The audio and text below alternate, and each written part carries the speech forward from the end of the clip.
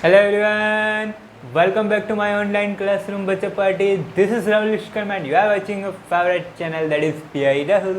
तो बच्चों हम पढ़ रहे हैं क्लास 10 का हमारा चैप्टर नंबर 11 जो बिल्कुल आपके लाइट पोर्शन का ही सेकंड पार्ट है, ठीक है। और उसमें हमने अभी तक रिफ्रैक्शन की जितनी भी एप्लीकेशंस थी वो सारी मैंने आपको बता दी है कि डेली लाइफ में आप रिफ्रैक्शन को कैसे यूज़ करते हो।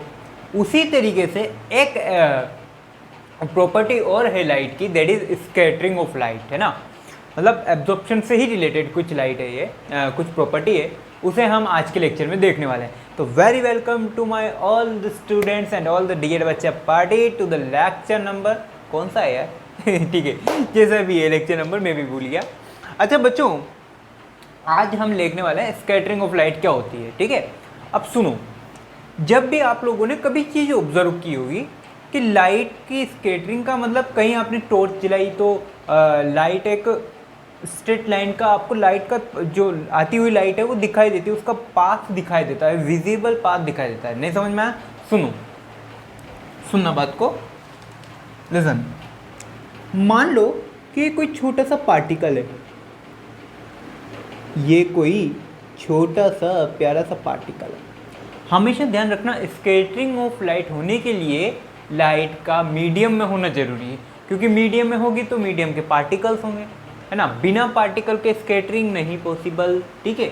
मान लो कि ये कोई छोटा सा पार्टिकल है और एक मेरी सनलाइट आई यहाँ से, ये मेरी इंसिडेंट सनलाइट है। सिंपल कहानी है, समझाऊंगा, समझना बात को प्यार से। इंसिडेंट सनलाइट आई, अब इसने क्या किया बच्चों, जैसे ही सनलाइट इस पार्टिकल पर गिरी, जैसे ही सनलाइट इस छोटे से पार्टिकल पे गिरी,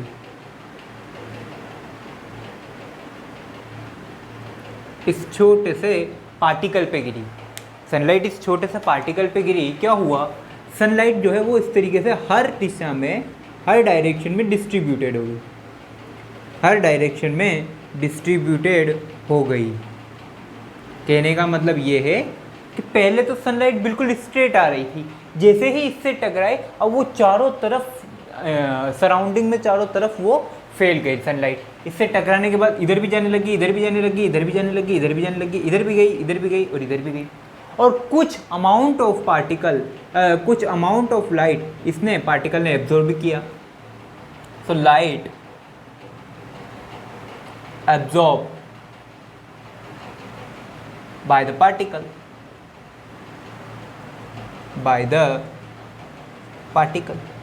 तो कुछ अमाउंट लाइट के इस मीडियम के पार्टिकल ने एब्जॉर्ब किया और बाकी की सारी लाइट क्या करी, तो क्या हुआ, सनलाइट जो है वो चारों दिशाओं में फैल गई, और चारों दिशाओं में फैल गई कुछ इस तरीके से।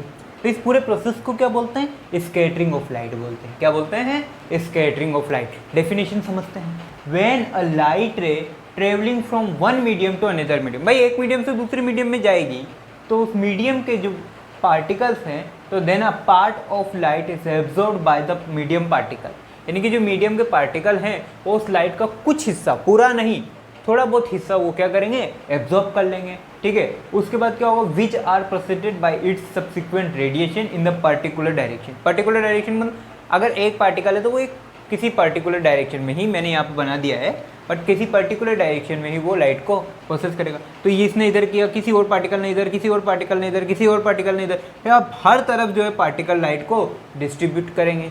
तो उस पूरे प्रोसेस को क्या बोलते हैं, स्कैटरिंग ऑफ लाइट बोलते हैं, ठीक है। तो ये है स्कैटरिंग ऑफ लाइट। तो एग्जाम में या बोर्ड एग्जाम में आपके डायरेक्ट क्वेश्चन पूछा जा सकता है कि स्कैटरिंग ऑफ लाइट क्या होता है। और हमेशा ध्यान रखना, स्कैटरिंग ऑफ लाइट के साथ साथ वो टिंडल इफेक्ट को भी पूछेगा, क्योंकि दोनों एक दूसरे से रिलेटेड है। अब टिंडल इफेक्ट क्या है वो भी समझा देता हूँ, सुनो। अब जैसे ही मीडियम के पार्टिकल से लाइट टकराई तो,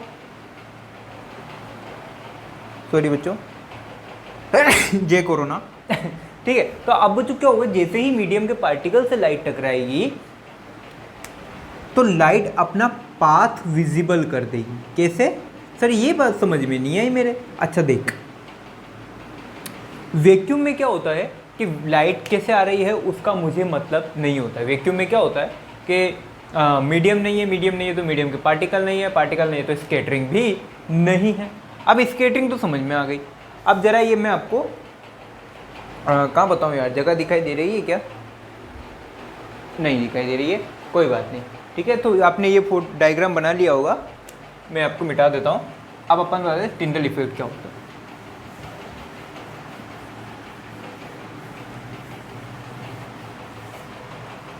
बच्चों सपोज ये मीडियम की कोई मीडियम है, ये मीडियम के छोटे छोटे पार्टिकल्स हैं, ठीक है। कोई भी मीडियम हो सकता है, एयर मान लो आप, है ना। ये मीडियम के छोटे छोटे पार्टिकल्स, ठीक है, ये मीडियम के छोटे छोटे पार्टिकल्स। आपने क्या किया, सनलाइट यहाँ से एंटर करवाई, यहाँ से सनलाइट एंटर हुई, ठीक है, यहाँ से सनलाइट एंटर हो गई। अब क्या होगा बच्चों, सनलाइट आई, इस पार्टिकल से टकराएगी, इसने सनलाइट को इधर भेजा, ठीक है, इस वाले पार्टिकल ने भी सनलाइट को इधर भेजा, और इस वाले पार्टिकल ने भी सनलाइट को इधर भेजा, ठीक है, सही, मतलब डायरेक्शन दिख रही है आपको, ओके।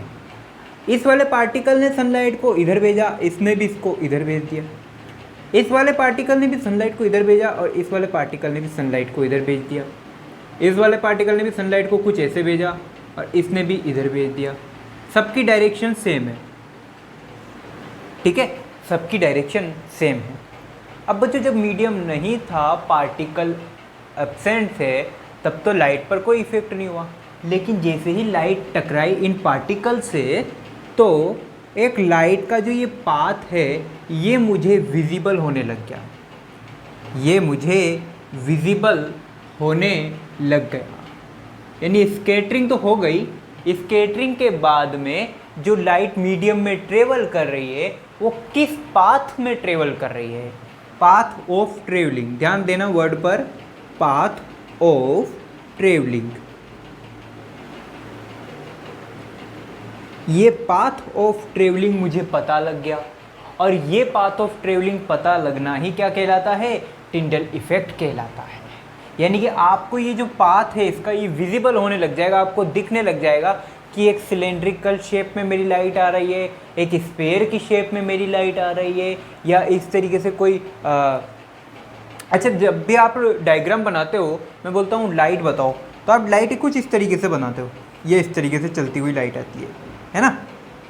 ये भी क्या है, आपका पाथ भी है, ये भी क्या है, लाइट का पाथ है, लाइट इस तरीके से चल रही है, तो आपने ये पाथ बता दी, ये आपको पाथ विजिबल हो गया। सपोज आप लोगों ने कभी देखा होगा घने जंगल में हल्की सी सनलाइट आती है, बिल्कुल ऐसा लग रहा है आपको, बिल्कुल उसके पाथ दिखाई देते हैं, है ना। या फिर ऐसा होता है, बिल्कुल एक डार्क रूम होता है, ठीक है, और उसमें कहीं से सीलिंग से एक हल्का सा होल करो, अब होल से जब सनलाइट आएगी तो आपको बिल्कुल एक सिलेंड्रिकल शेप में सनलाइट आएगी, बिल्कुल एक ऐसे सनलाइट आएगी, बिल्कुल ऐसे,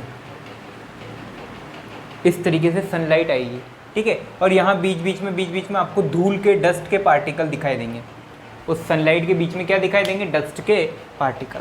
तो वो क्या सब है, वो सब क्या है, स्कैटरिंग ऑफ लाइट।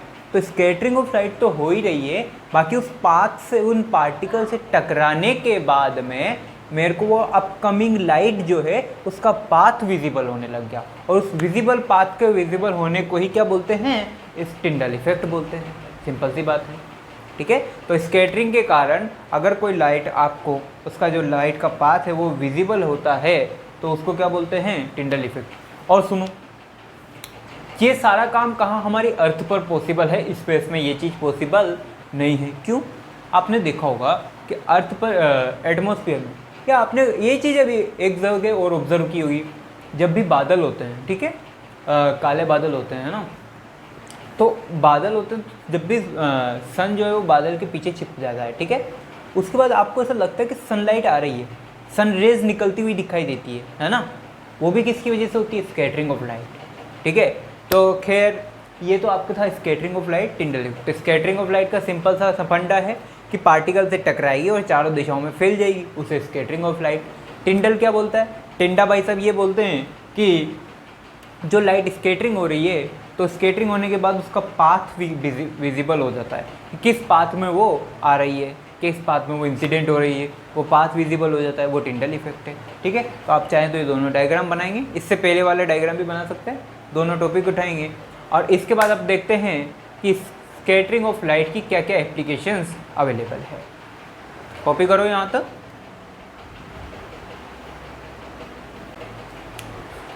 ओके बच्चों, अब ज़्यादा बकवास नहीं करते हैं, अब एक बात समझते हैं कि स्कैटरिंग ऑफ लाइट की सर हमारे डेली लाइफ में क्या क्या एप्लीकेशन है। अच्छा एक बात और, अब भी आप स्कैटरिंग ऑफ लाइट को अपने डेली लाइफ से भी समझ सकते हो या एक्सपेरिमेंट चाहो तो कर सकते हो। सपोज आप टॉर्च जलाते हो, ठीक है, नॉर्मल डेज में आप टॉर्च जलाओ कुछ इफेक्ट नहीं होगा, ओके डन। अब जैसे ही आप टॉर्च जलाओ, बिल्कुल डार्क रूम है, बिल्कुल डार्क रूम है और वहाँ टॉर्च जलाओ, क्या होगा, आपको इस तरीके से लाइट बीम दिखाई देगी, आपको इस तरीके से लाइट बीम दिखाई देगी। ये ऐसा कुछ सीन बनेगा बच्चों, ये ऐसा, ये टॉर्च है। और मान लो अभी नॉर्मल डे में जब आप टॉर्च से लाइट जलाओगे तो टॉर्च बिल्कुल ऐसी दिखाई देगी, ठीक है, चारों दिशाओं में उसकी लाइट जा रही होगी। लेकिन बिल्कुल ऐसा रूम लो जो बिल्कुल डार्क है, ठीक है, और वहाँ पर डस्ट के पार्टिकल थोड़े से ज़्यादा हैं, ज़्यादा डस्ट है, यानी कि पुराना जो स्टोर रूम होता है उस तरीके का कोई रूम। अब आप स्टोर रूम में लेके गए, अब आप टॉर्च जलाओ, वापस से आप क्या करो, टॉर्च जलाओ, तो टॉर्च जलाने पर आपको कुछ इस तरीके से लाइट दिखाई देगी।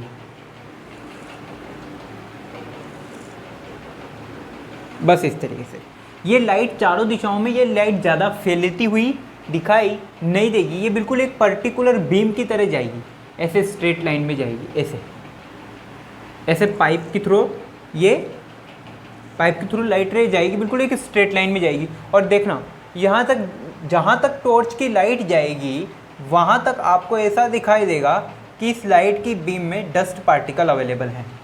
इस लाइट की बीम में छोटे छोटे डस्ट पार्टिकल ऐसे घूम रहे होंगे, रेंडमली मोशन कर रहे होंगे छोटे छोटे पार्टिकल, वो सब किस में होता है, टॉर्च। और आप देख सकते हो कोलॉइड सॉल्यूशंस जितने भी होते हैं, वैसे तो आप 11वीं की केमिस्ट्री में पढ़ोगे, बट फिलहाल मैं समझे कोलॉइड सॉल्यूशंस का मीनिंग, नॉर्मल वाटर लो, उसमें आप टॉर्च जलाओ कुछ नहीं होगा, वाटर एंड मिल्क, इन दोनों का सॉल्यूशन लो और फिर उसमें टॉर्च जलाओ, तो वहाँ पे आपको ये सारे काम दिखाई देंगे, ठीक है। बट ऐसा करना मत, घर में माता जी पिटाई लगाएगी, ठीक है, तो ऐसा करने का नहीं है, मैं बता दिया है बस आपको। अब बात करते हैं जनरल इसकी एप्लीकेशंस क्या है या हमारे एनवायरनमेंट में क्या इफेक्ट होता है। तो ब्लू कलर ऑफ स्काई, आपने देखा होगा कि आपको स्काई का कलर ब्लू दिखाई देता है। सर ऐसा क्यों, ब्लू की जगह हमेशा ब्लू क्यों दिखाई देता है। यूजुअली जब मौसम चेंज होता है तो शायद अलग अलग दिखाई दे, बट यूजुअली आपको कैसा दिखाई देता है, स्काई ब्लू कलर दिखाई देता है।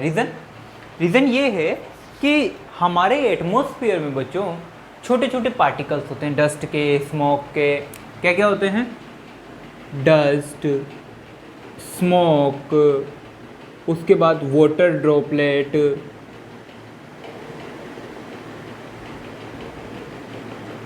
ठीक है, ऐसे छोटे छोटे पार्टिकल्स होते हैं, है ना। अब इन छोटे छोटे पार्टिकल्स से, अब इनकी साइज़ क्या है, बहुत छोटी होती है, इनकी साइज़ टू स्मॉल, इन सब पार्टिकल की साइज क्या होती है, बहुत छोटी होती है, दिखाई भी नहीं देते यार कहीं तो ये जो साइज है इन पार्टिकल्स की क्या होती है, बहुत छोटी होती है।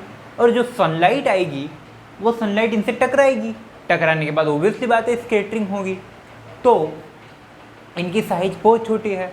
तो जो स्कैटर होने के बाद में आपको जो वेवलेंथ, अच्छा सुनो एक चीज़ और बता देता हूँ,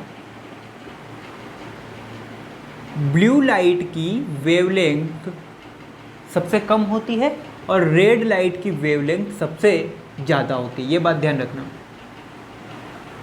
ये क्या है, लेमडा है, लेमडा को बोलते हैं वेवलेंथ, ठीक है।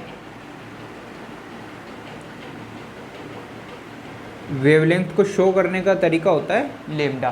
तो ब्लू लाइट की, मतलब भाई लाइट का स्पेक्ट्रम मिला ना आपको प्रिज्म से, 7 कलर मिले, तो जो ब्लू कलर है उसमें उस ब्लू कलर की वेवलेंथ सबसे कम होती है और रेड कलर की वेवलेंथ सबसे ज़्यादा होती है। यहाँ देखो इन सभी पार्टिकल का साइज क्या होता है, बहुत छोटा होता है। भाई हमारे एटमॉस्फेयर में क्या क्या, अगर आपसे कोई पूछे कि आपके एटमॉस्फेयर में क्या क्या चीज़ें अवेलेबल है, तो आपके एटमॉस्फेयर में डस्ट है, स्मोक है, छोटे छोटे वाटर ड्रॉपलेट्स है, ये सब छोटे छोटे पार्टिकल्स हैं, इनकी साइज भी बहुत छोटी है। तो इस लाइट जब इससे टकराएगी और स्कैटरिंग होगा तो तो हायर वेवलेंथ का होगा या लोअर वेवलेंथ का होगा? लोअर वेवलेंथ का। तो यहाँ पे लोअर वेवलेंथ विल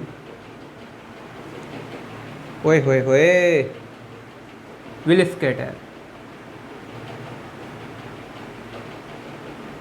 यानी कि जो ऐसा कलर या ऐसा स्पेक्ट्रम या ऐसी लाइट जिसकी वेवलेंथ सबसे कम होती है वो यहाँ से स्कैटर हो जाती है। और सबसे कम वेवलेंथ किसकी होती है? ब्लू। तो जो आपको ह्यूमन आई में दिखाई देगी वो कौन सी लाइट दिखाई देगी? ब्लू कलर की लाइट दिखाई देगी। एक्चुअली में स्काई का कलर ब्लू नहीं है, बट आपको जो स्कैटरिंग के बाद में आपको कौन सा कलर दिखाई देता है? Only blue colour. क्यों? क्योंकि एटमॉस्फेयर में छोटे छोटे पार्टिकल्स होते हैं और वो उनकी जो छोटे छोटे पार्टिकल्स से जो स्कैटरिंग होगी वो किससे होगी? स्मॉलर वेवलेंथ की जो है लाइट स्कैटर होगी। और स्मॉलर वेवलेंथ की लाइट कौन सी होती है? ब्लू। सर वॉयलेट नहीं होती है, क्योंकि वॉयलेट से आपको डार्क स्काई दिखाई देगा। ठीक है, अच्छा ये बात तो ठीक है, लेकिन आपने कभी सोचा है कि स्पेस में हमेशा जब जब भी सपोज आप मून पे चले गए, ठीक है, और मून पे जाने के बाद में आपको स्काई नहीं बिल्कुल ऊपर बिल्कुल ब्लैक डार्क सा दिखाई देता है। क्यों? मून पर जाने के बाद में आपको स्काई या जो भी है आपका वो ब्लू कलर का नहीं दिखाई देकर बिल्कुल डार्क ब्लैक कलर का दिखाई देता है। उसका रीज़न ये है कि मून पर कोई एटमॉस्फेयर नहीं है, कोई एटमॉस्फेयर नहीं तो कोई छोटे छोटे पार्टिकल भी वहाँ पे अवेलेबल नहीं है। और अगर छोटे छोटे पार्टिकल अवेलेबल नहीं है तो स्कैटरिंग होगी क्या? बिल्कुल नहीं होगी। और अगर स्कैटरिंग नहीं होगी तो आपको कौन सी भी न तो ब्लू लाइट दिखाई देगी न रेड लाइट दिखाई देगी। क्लियर? ये होता है ब्लू कलर ऑफ स्काई। ठीक है, तो आपसे डायरेक्टली क्वेश्चन पूछा जा सकता है कि ब्लू कलर ऑफ स्काई क्या चीज़ होती है, क्यों आपको स्काई का कलर ब्लू दिखाई देता है? क्योंकि इसकी वजह से। ठीक है, समझा दिया है। अच्छा, उसके बाद देखो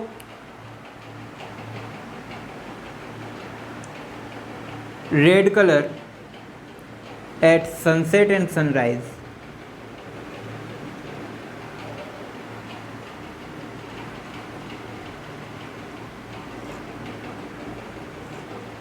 ये भी क्यों भाई? सनसेट और सनराइज के टाइम पे आपको लाल कलर ही क्यों दिखाई देता है जबकि स्काई तो ब्लू है?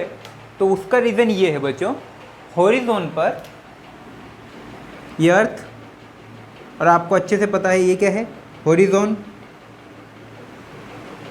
अब हॉरिजॉन पर क्या होता है, जो जितने भी पार्टिकल्स हैं या जितना भी एटमॉस्फेयर ये काफ़ी डेंस्ड होता है। क्या होता है? काफ़ी डेंस्ड, हाई डेंस।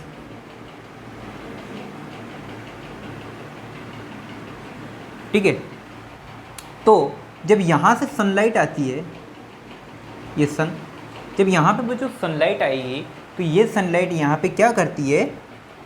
आपके जितनी भी जो शॉर्टर वेवलेंथ है तो शॉर्टर वेवलेंथ को रिमूव कर देती है। शॉर्टर वेवलेंथ को क्या करती है? रिमूव कर देती है। तो शॉर्टर वेवलेंथ किसकी है? ब्लू। तो ब्लू लाइट तो यहाँ से रिमूव हो गई, तो अब बची कौन सी? Higher wavelength. और हायर वेवलेंथ कितनी है? रेड कलर की। तो आपको इस वजह से कौन सा कलर दिखाई देता है? रेड कलर दिखाई देता है। ठीक है, तो ये दो एप्लीकेशंस थी। तो आपको डायरेक्ट अगर एग्जाम में आ जाए तो लिख देने का, कोई घबराने वाली बात नहीं है। ठीक है, और फिर आज का लेक्चर आपका यहीं फिनिश होता है। अब हम पढ़ने वाले हैं ह्यूमन आई। तो आने वाले 2 लेक्चर में का चैप्टर खत्म हो जाएगा। तो आप पढ़ते रहिए, पढ़ाते रहिए। All the best.